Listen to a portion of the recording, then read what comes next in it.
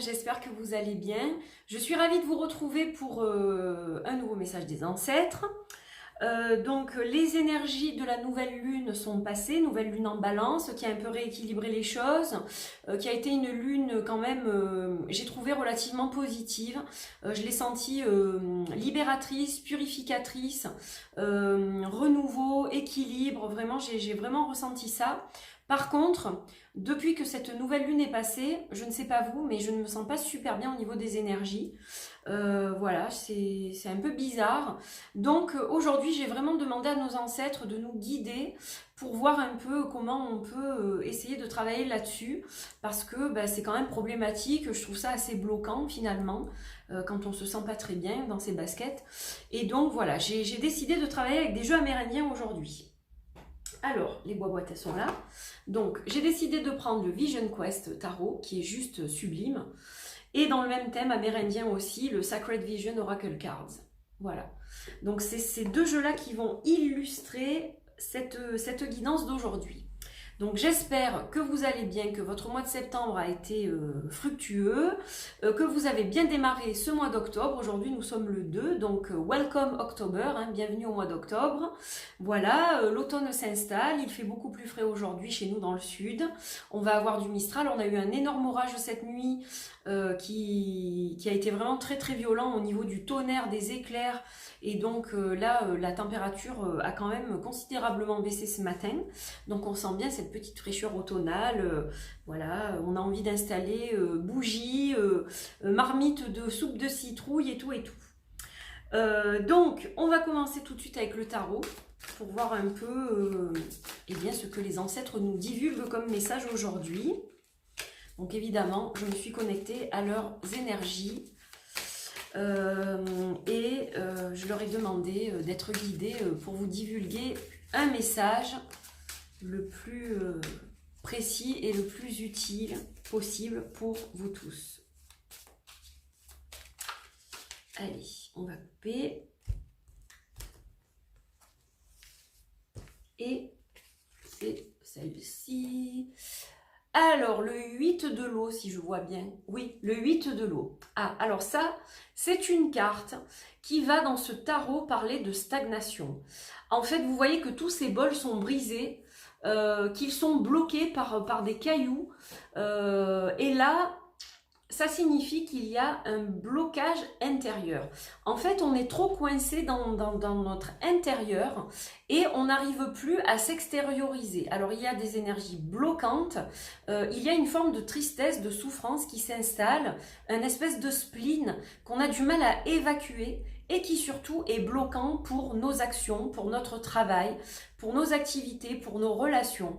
Donc c'est une période, cette semaine, où il va falloir justement réfléchir en essayant de voir comment on peut gérer ces émotions qui sont négatives, essayer de retrouver un but précis dans la vie.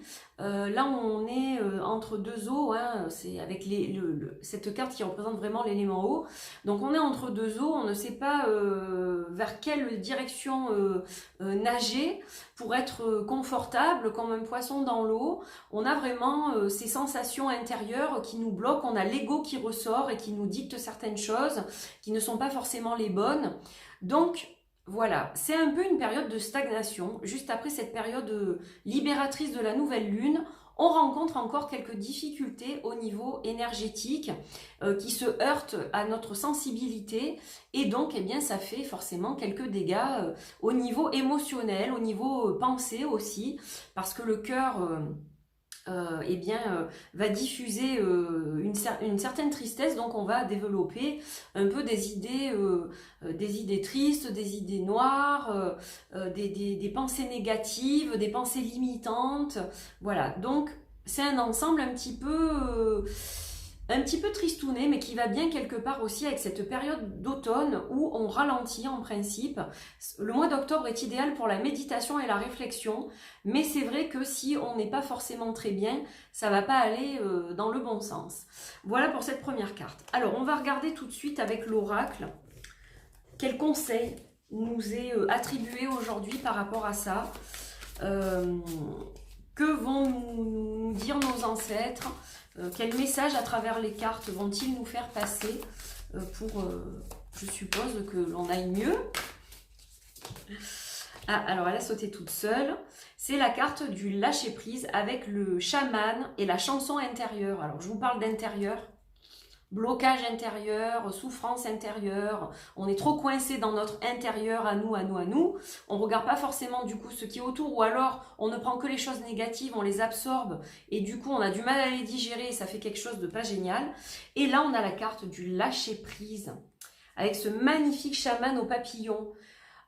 On voit ce chaman avec les deux mains sur le cœur qui retient un peu ses papillons. Alors non, il ne faut pas les retenir, il faut les laisser s'envoler au contraire pour pouvoir aller mieux. C'est ce que nous dit cette carte. Cette carte, en fait, elle va nous parler de simplicité, d'authenticité, de revenir aux sources, revenir à notre source intérieure authentique, véridique, ne pas se laisser influencer par le monde extérieur qui nous pollue. On est tellement sollicité par les réseaux sociaux, par la télévision, par la publicité, par tout ce qui se passe autour de nous, que ça a tendance à nous influencer, à nous conditionner. Et du coup, eh bien des fois on perd pied avec tout ça, avec toutes ces couleurs, tous ces sons, toutes ces images qui se diffusent en permanence. On est souvent sur nos smartphones, surtout bon moi en tant que youtubeuse, c'est vrai que je suis souvent quand même sur les réseaux sociaux. Donc voilà, on est souvent perturbé par ce qui nous entoure, mais qui est virtuel. Il ne faut pas oublier que ce monde-là est virtuel et qu'il faut aussi se connecter au monde physique, au monde véridique, rester ancré, rester connecté à la nature, rester connecté au monde en général, mais pas forcément à travers des écrans, etc. Donc là, ça va nous parler de notre cocon intérieur, qu'on a du mal à laisser se développer. Disons qu'on l'étouffe, on étouffe le poussin dans l'œuf là, et on fait évidemment tout de travers. Là on nous dit vraiment de suivre, de ne pas lutter en fait contre ce flot émotionnel qui nous arrive. On se sent submergé, on n'arrive pas à le gérer et du coup on perd pied, on panique et on se noie. Alors surtout ne pas aller à contre-courant. Voilà, à contre-courant de nos émotions, de nos pensées. Il faut les laisser librement s'exprimer en nous, dans notre tête, dans notre cœur. Ne pas les retenir, ne pas les emprisonner. Au contraire, il faut les laisser s'envoler comme ces papillons et lâcher prise. Lâcher prise sur les choses négatives. Il faut vraiment se forcer à faire un travail là-dessus. Ça nous dit vraiment ça. Ces deux cartes, c'est vraiment ce qu'elles nous disent, hein, toutes les deux combinées. Elles nous disent de surtout ne pas garder ces choses-là intérieurement pour nous prisonnières. Non, il faut travailler dessus en se disant bon voilà, j'ai un sentiment de tristesse, je détermine d'où il vient, pourquoi il est là, que me dit mon ego et qu'est-ce que j'ai à répondre à mon ego. Mais dans tous les cas, je ne dois pas garder ça prisonnier parce que ça va gangréner à l'intérieur et ça ne peut pas faire de bonnes choses. Pour continuer à avancer, dites-vous que le divin a toujours un plan pour vous. Voilà, le divin a un plan pour chacun de nous et il ne faut pas lutter contre cette chose-là. Il ne faut pas confondre envie et besoin. Il ne faut pas se laisser polluer par des personnes ou par des choses qui ne sont pas sur le même taux vibratoire que nous. Voilà, il faut vraiment qu'on reste toujours connecté à notre vérité intérieure. Et qu'on s'exprime de la façon dont on a besoin de s'exprimer. On ne doit pas garder les choses. Et puis, il faut travailler sur le sentiment de positivité. Il faut toujours se pousser en avant. Certains événements font que on est triste, on se casse la figure, mais on se relève. On a la capacité de se relever et il faut vraiment continuer à travailler la positivité, la pensée positive, la gratitude, l'amour de soi, parce que ça c'est très important. Et c'est vrai que souvent dans ces situations-là d'ego et de blocage intérieur, d'émotions perturbées, on a tendance à se sous-estimer. Donc là, on vous dit non, surtout pas, il faut faire le contraire, comme ce chaman, il faut laisser en fait ces papillons s'envoler. On imagine qu'il va ouvrir ses mains et que tout d'un coup, tout va s'envoler comme ça et qu'il va se sentir libéré. Regardez les mains là. Il va se sentir libéré. Donc voilà, on doit se libérer de ces émotions négatives, de ces pensées limitantes et on doit avancer. Donc pour cela, eh bien, méditation, balade en plein air, connexion avec la nature, s'alimenter correctement, faire du sport, essayer de laisser un peu tomber les écrans, prendre plutôt une lecture ou faire une activité manuelle, quelque chose qui va nous permettre de lâcher prise, justement. De lâcher prise et de se sentir bien, en fait, d'avoir un mieux-être. Et du coup, ça va nous permettre, ce mieux-être, de travailler notre positivisme et aussi notre gratitude envers ce qu'on a dans notre vie, envers le divin, les divinités, la nature, notre famille, nos amis, etc. Mais voilà, vraiment, il faut lâcher prise. Quand on reste cramponné à ces choses négatives, on ne peut pas faire de bonnes choses, on ne peut pas avancer. Et il faut absolument rester sur les rails si on veut être constructif. Voilà. Donc encore un message très puissant, je trouve, que je prends vraiment en pleine face, je ne sais pas vous, mais voilà, je le prends vraiment en pleine face et ça me recadre et ça me remet sur les rails. Donc voilà, je trouve ça juste formidable, ces messages. Donc j'espère que pour vous aussi, ça vous remet les pendules à l'heure, si vous en aviez besoin. Et puis voilà, je vous retrouve la semaine prochaine pour un nouveau message de nos ancêtres. Plein de bisous, portez-vous bien, belle semaine. Donc n'oubliez pas, vous lâchez prise sur ces choses qui vous rongent à l'intérieur. Vous essayez vraiment de faire en sorte de lâcher prise là-dessus. Vous respirez, vous posez, vous prenez 5 minutes pour vous et rien que pour vous.